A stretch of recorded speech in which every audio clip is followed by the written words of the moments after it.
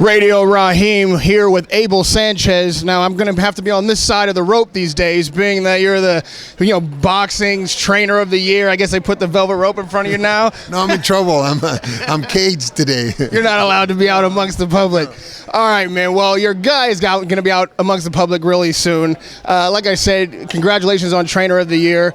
You've clearly got a fighter that captivates the boxing fans' imagination. It's so difficult for you, though, to get a fight that captivates that imagination. How do you keep your fighter focused and let him know that, every fight can be lost if he doesn't keep his head in the game? Well, I think most important is focus is to be unified champion. And to be unified champion, you give up a lot of the control because you have responsibilities and obligations to the organizations for the mandatories. We want to see him fight some of the bigger fights, but if we don't fight this fight, as you saw with Tyson Fury after he beat Vladimir, the IBF stripped him. So we don't fight this fight, then we lose the IBF belt that he just won against Lemieux. So then now he's not any closer to being the unified champion, so we have no choice. So the motivation for him is that he doesn't want to lose his belt. He wants to be the unified champion. So this is another step in getting this one out of the way. Then we have a year before we have to defend a mandatory again for the IBF. So, and he's very focused just because he's 33 years old. He understands that we don't have very many years. We have 3 or 4 more years and that's it. So he's got to do it now. Now, the WBC promised us Canelo after the Lemieux fight, as they did, you guys. You tried to make that fight, but with it not happening, how do you... Well, let me ask you it this way. Are you at all looking forward to that fight possibly happening at the end of this year? And does that enter into your training or game plan at all, knowing that you got a little bit more time to prepare? Well, first of all, they promised us, but they didn't promise us an immediate fight with Canelo. There was an agreement in place where they would both get a fight between after their Cotto and the Lemieux fight. They would get a fight to prepare for a fight in September.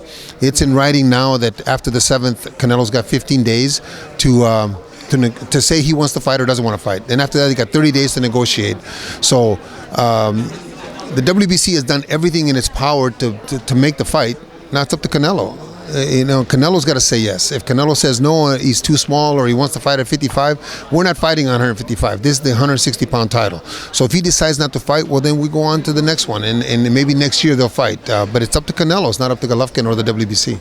With that said, he won the title at 155. You've been around this game a long time. I mean, honestly, can you respect him as middleweight champion, never even having fought above 155? I didn't respect him or Cotto for fighting at 155, for making Martinez come down, for making Guillaume come down. If they want to fight themselves at 55 and let the other guy come in at under 160, that's okay with me. That's their choice. But there can't be a new division. There's already enough divisions. There's 17 of them already. We don't need another Canelo division. So no, I can't have any respect for, not only for him, but all the other great champions on 160 pounds that fight at that weight and sacrifice to get to that weight. What does that say about them?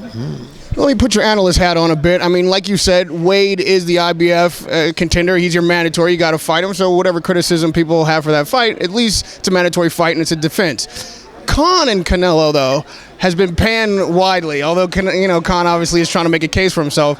Is there a case to be made for Khan? And do you think that's even a legitimate fight for him to get a shot at the title? Again, not even having fought at 155.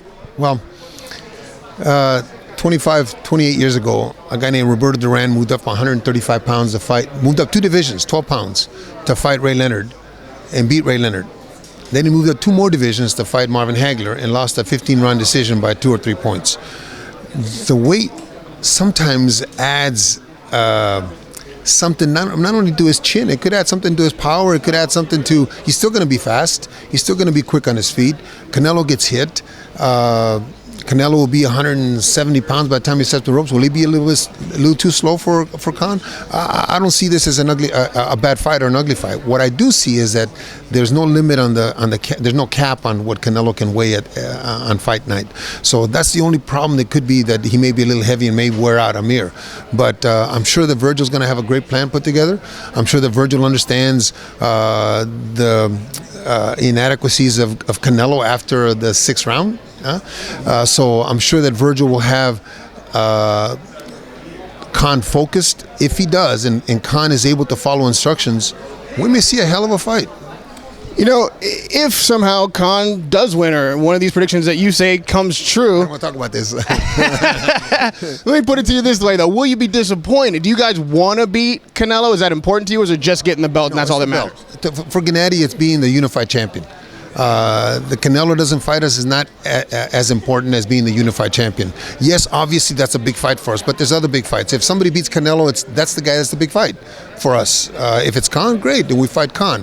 I don't want to think about that because that's going to be kind of hard to swallow, being that he did move up from 40-47. But like I said, Roberto Duran did it and fought Hagler at 160. So we'll wait until the 7th and see what happens.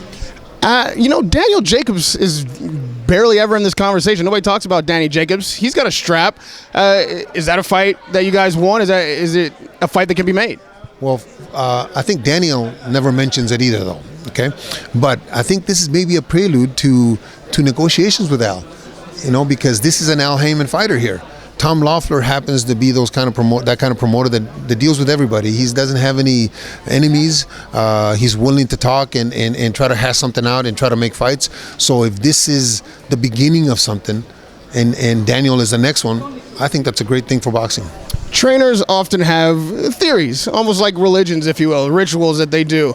With you having this kind of time in the game and being Trainer of the Year, can you share with the audience your principle as a trainer? Give us, you know, I'm not asking you to, you know, give us a whole speech, but kind of give us your take on the sport, how you approach your job. I approach my job as the military. I run my camp as I'm the boss, and you guys are hiring me to do a job. And in order for me to do my job, you got to let me do my job.